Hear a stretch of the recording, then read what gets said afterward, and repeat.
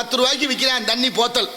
10 ரூபாய்க்கு தண்ணியை வித்து விட்டு சிறுநீர் கழிக்க பேருந்து நிலைய கக்கூசுக்கு போனா அவன் 10 ரூபாய் கேட்கிறேன்.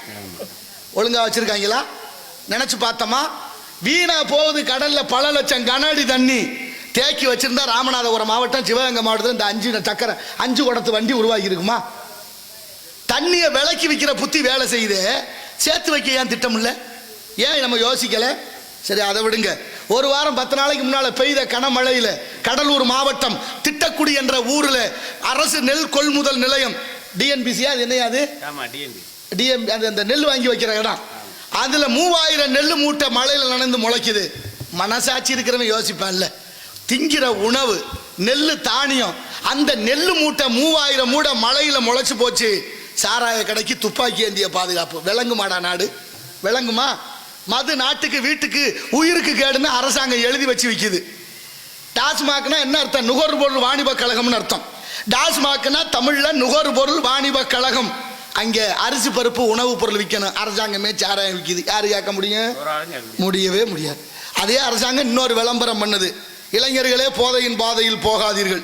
நீங்க எல்லாம் போதையின் பாதையில் போறது எனக்கு மனசு தாங்கல. எவனும் செத்தவாடும் இல்லை, குடிச்சு குடிச்சு நம்ம உள்ளே தான் ஜாகுதுங்க. எத்தனை பெண்கள் தாலி எடுத்திருக்கிறார்கள்.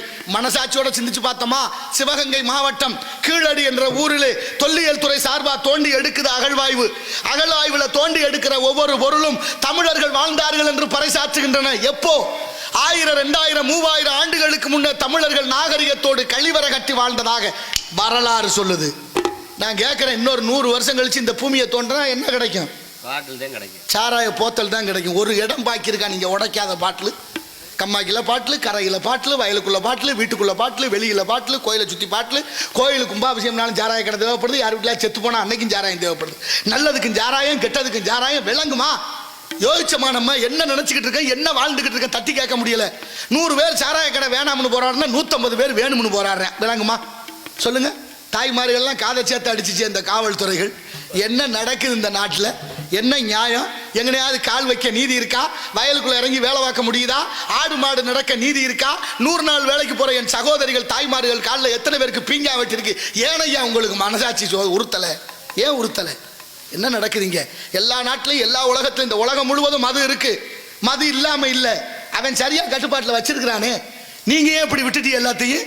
நம்மளோட பிள்ளைய ஒழுங்கா இருக்கா? 5 வயசுல பிள்ளை சொல்றேன் எங்க அப்பா ரொம்ப தங்கமானவர், எங்க அப்பா மாதிரி அப்பாவை பார்க்க முடியாதுங்கிறேன்.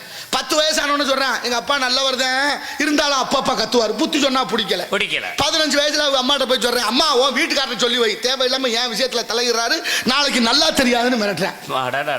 20 வயசான அவங்க அம்மாட்ட போய் தலையில அடிச்சுக்கிறாங்க, எப்படிமா அந்த ஆளை கட்டிட்டு குடும்பம் பண்ண, அட கடவுளே அப்படிங்கிறான். பேரம் பேத்தி எடுக்க போற நேர வயசுல 30 வயசானு சொல்லுவேன், நான் எங்க அப்பாவோட பேசுறது இல்லைங்க. ஏப்பா எது செஞ்சாலும் குத்தம்ங்கிறேன். அந்த ஆளு லூஸ் மாதிரி பேசிக்கிட்டு இருக்காங்க.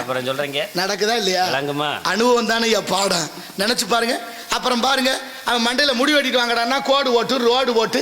நாகரிகம் அதுக்கு பேரு, பண்பாடு அதுக்கு பேரு, கலாச்சாரம் அதுக்கு பேரு. முடி அலங்காரம் என்பது முக அழக காட்டணும். அலங்கோலம் மாத்துறாங்க, கேட்டா நாகரிகம்னு ஒத்த வார்த்தை. ஆனா அவங்க செஞ்சாலும் பரவாயில்ல. ஒரு சின்ன பிள்ளைய கூட்டிட்டு போய் அந்த அம்மா கோடு ஓட்டு கூட்டிட்டு வரா. எதுக்கு அந்த கோடுன்னு அந்த தாய்க்கும் தெரியாது, அந்த பிள்ளைக்கும் தெரியாது. எப்படி மாறி இருக்கிறோம்? யாரு காரணம்? எங்க இருக்கு பிரச்சனை? ஏன் இந்த சூழல்? ஏன் இப்படி மாறியது? யார் காரணம்? எல்லாரும் மனுஷன் தானே. எல்லாருக்கும் 6 அறிவு இருக்கு, நம்புறோம் இல்ல?